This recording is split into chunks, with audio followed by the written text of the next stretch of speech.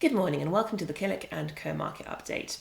Asian markets have dropped overnight and European markets are dropping this morning, the reason being that a new coronavirus strain has been uncovered in Africa, and even though there's only a small number of cases so far, health experts do seem to be worried about the new strain's potential resistance to existing vaccines. As a precaution, the UK government has banned flights from 6 different African countries, and the market reaction has been strongly negative. However, it is worth bearing in mind that markets have recently been trading close to record highs, and furthermore that at the moment US markets are closed due to Thanksgiving, and that could mean there's a relatively low level of volume going through markets, and therefore a relatively small number of sales could be having a big impact on prices. But let's have a look at some of the big moves we're seeing on UK markets this morning. First of all, the FTSE 100 index is down by 2.95%. IAG, which is the company that owns British Airways, is down 13.13%. It was down by 21% first thing this morning on fears of future travel restrictions. Brent crude oil down by 5.59%. Oil is still predominantly used for transport, so a further restriction on travel could potentially lessen demand for oil. And finally, Lloyds Banking Group down by 5.48%. Lloyds could potentially be exposed to a slowdown in the UK economy caused by further travel restrictions. However, on the plus side, we have seen rises in the prices of UK government bonds and US government bonds, and also the price of gold. So that implies that investors are currently moving into safe haven assets.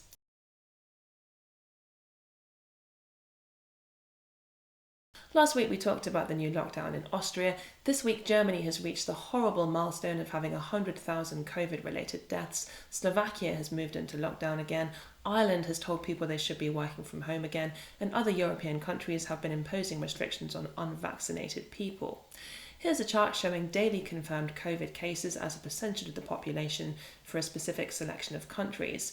Austria and Germany are shown by the pink and the purple lines, and as you can see, both of these countries have experienced a huge surge in cases over the last couple of weeks, and this has been causing some weakness across the global travel sector, for example Airbnb. Here's the share price chart over the last year. You can see the shares performed strongly in early November when the US opened its doors to Europeans again, but the shares have sold off quite heavily over the last couple of weeks. So please do give us a call if you would like to talk about this stock in a bit more detail.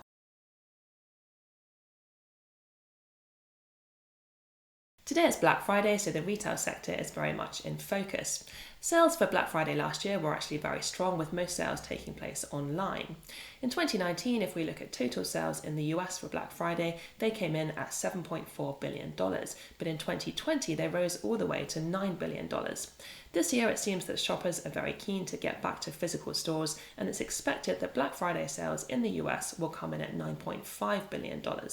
However, despite the strong level of demand, there certainly are some supply chain issues in certain parts of the world. Let's go back to that chart showing COVID cases that we looked at earlier. If you have a look at the orange line on this chart, you can see the cases in Vietnam, which are starting to rise very quickly, and this has led to a number of Vietnamese factories being closed. That has caused problems for a number of retailers who depend on Vietnamese factories for their product. This week we saw a big fall in the shares of Gap for 2 different reasons.